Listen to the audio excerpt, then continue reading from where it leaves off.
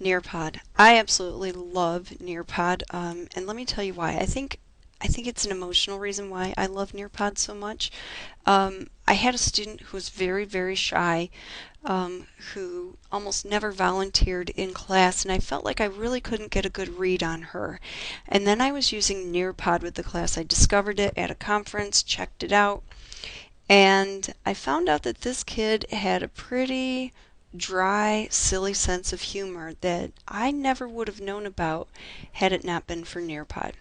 So Nearpod, it does require one device per student, or if you wanted to, you could have a couple kids work together on a device. It doesn't give you as good a data, obviously, because they're working together, but that is an option. And by device, I mean a smartphone, iPod Touch, iPad, tablet, Chromebook, any internet-enabled device. You log in online, and the players can get the app for their devices, or they can just go to nearpod.com. Here's what I like about Nearpod is you can do multiple choice, you can do surveys, you can do drawings, and you can do short essay questions. You do need to create your Nearpods ahead of time, and that does take time, but it's worth it. And I think that's especially valuable because a lot of times, when I would think, oh, I'll have time at the end of class to ask these questions, or don't let me forget to ask these questions at the end of class to see where we are. If I hadn't taken the time ahead of time to create those and really incorporate them in my lesson, I wouldn't use them. And I found that my lessons were more meaningful when I was using something like Nearpod.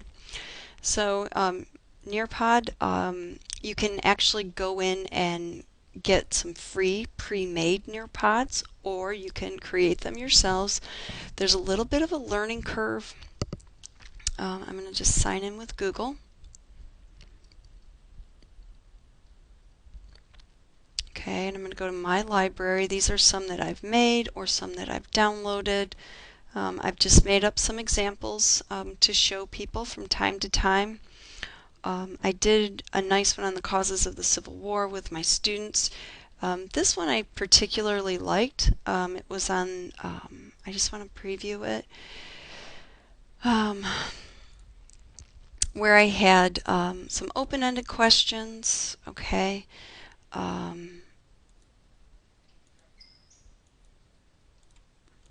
I guess this probably isn't the best thing. I actually had some polls, I had some maps, and obviously it's not in this one.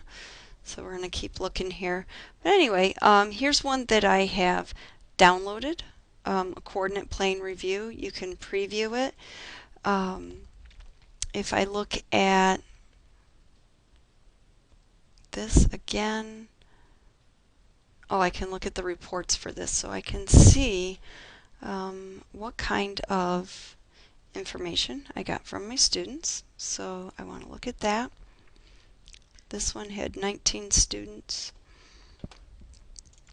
It had their names, and it does allow them to pick any name they want, so you do have to be a little bit careful about how they type their names in. You can do little quizzes. Which of the following was not an element of the Compromise of 1850? 79% got it correct, and I could see who was struggling and what they were struggling with. I had some polls. Using the map provided, identify the three main components of the Missouri Compromise, and they should have combined all those three. Those two are the outliers. Okay. Open-ended. Why do many historians think John Brown was a significant cause of the Civil War? So I can see what these kids responded. Now, one of the drawbacks is you can't move on with the free edition of Nearpod until every kid has answered the question. And so for kids who are a little more thoughtful, or maybe it takes them a little bit longer to answer, like this girl right here, she gave some beautiful answers, but it took a while, and so the rest of the class had to wait. So that is one of the drawbacks with the free edition. If you get the premium edition, I think it's $12 a month, which sounds kind of pricey to me, but maybe you can get a discount. You can assign Nearpods as homework. So I love Nearpod. Okay, and the kids love it too. They really like to be able to engage, and they really loved seeing their answers up on the board. Okay, so we're going to move on.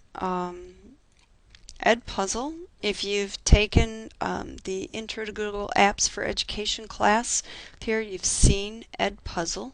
And what it does is it allows you to take any video, whether it's a YouTube video or a video that you've made, like these ones that I'm making with Camtasia. It allows you to add little questions to them. It allows you to keep track of how much of the video the students have watched. You can add little multiple choice quizzes, surveys, short essay questions, and you can upload your video to the EdPuzzle library and use other people's videos. I would definitely preview them before using them. This does require one device per student, a smartphone, an iPod Touch, iPad, anything that's internet enabled. So people who are doing flipped classrooms might find EdPuzzle very helpful. So I'm going to show you EdPuzzle in action. I'm going to log in really quickly.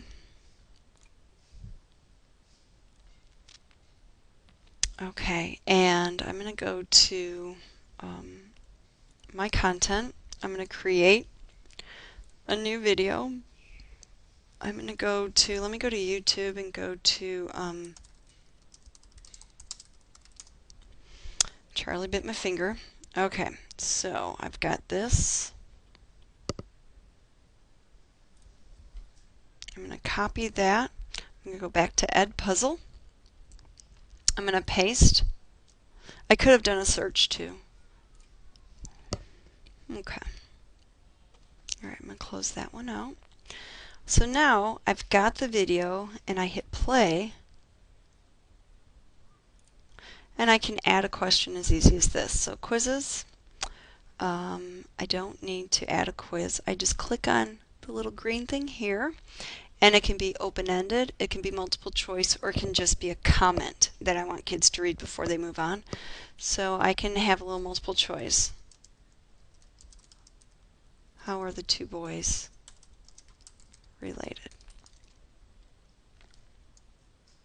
Okay. They are brothers. Okay. So obviously that's kind of ludicrous, but there we go. Save. And then I keep continue. I move on, and then I can keep doing little questions. I can edit the video. I can add my own voice, my own little audio track if I wanted to. Okay, and when I'm done, so I'm going to add that.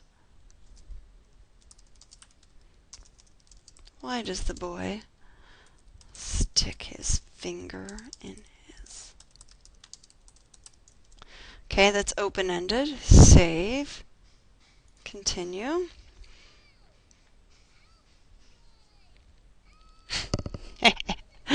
Okay, I'm going to hit save, and I'm going to hit done. So now I'm just going to put this into my sample class. Prevent skipping. I'm not going to worry about a due date. I'm going to say send, and now that's in there. I can view it as a student. I hit play. It's going to take me through the video, and as soon as I get to that question, whoops, how are the two boys related? They're brother and sister. Oh wait, no, that's not right. Okay, they're brothers. Continue. Okay, and that's how easy it is to work with EdPuzzle. Okay, so there's EdPuzzle. Okay, Socrative, kind of like Nearpod and Plickers and Kahoot. It requires one device per student, one internet-enabled device. You log in online, then players get the app for their devices, or they can go to Socrative.com and enter the code, kind of like Kahoot. There are multiple choice quizzes, there's surveys, you can do short essay questions, and then the little space race with a bunch of your questions. You can create your Socrative questions ahead of time or do what's called a quick question, where if something pops into your head and you want to see if the kids are getting it, you can just add a little quick question, and you can also share your Socrative presentations with other people. So I'm going to go to Socrative, and I'm going to go to the teacher login. I do believe I've logged in here. Oh, I'm just going to sign in with Google. That's easiest. Yep. Okay.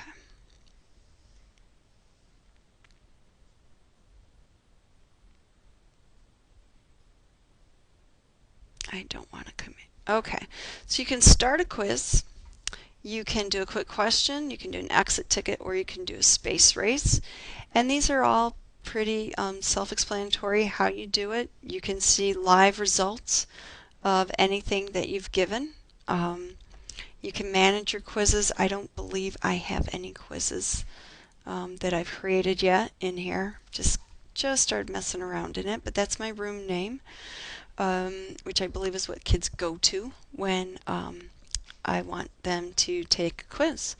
So again, Socrative, I think the nice thing about that is the little space race and the quick question that allows you to do some more stuff kind of on the fly compared to other things. Alright, moving right along because it's taken a while. Okay, Google Forms. So Google Forms, again, requires one internet-enabled device per student.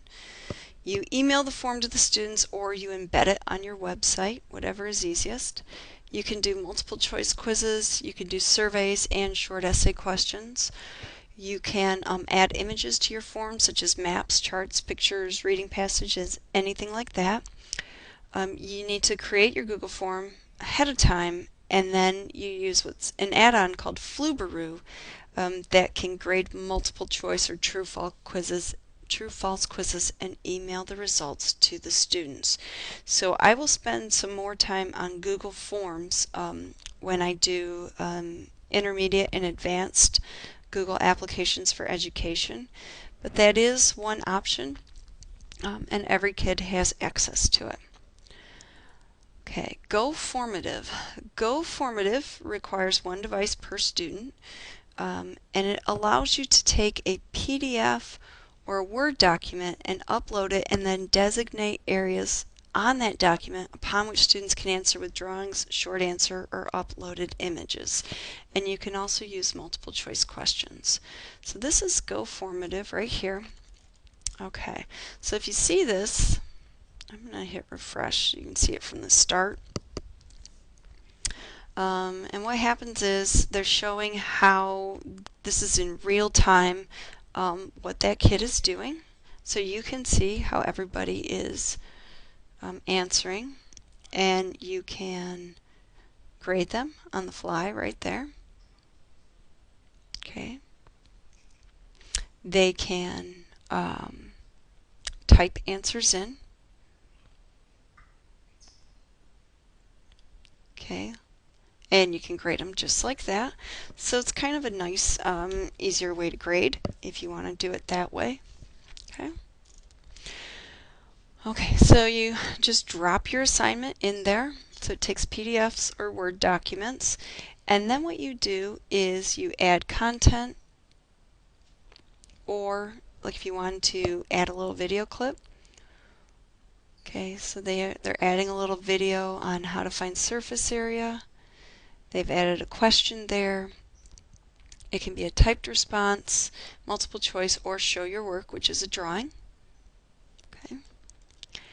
You create the assignment, you assign it to students, you get the live results, and you give feedback. Okay, so GoFormative, a lot of people like it. They like the drawing aspect of it, or how students can submit images. Okay, and again, just like everything else on here, it is free. They probably have a premium account that you can sign up for and pay for, but for most people's purposes, the free ones work well enough.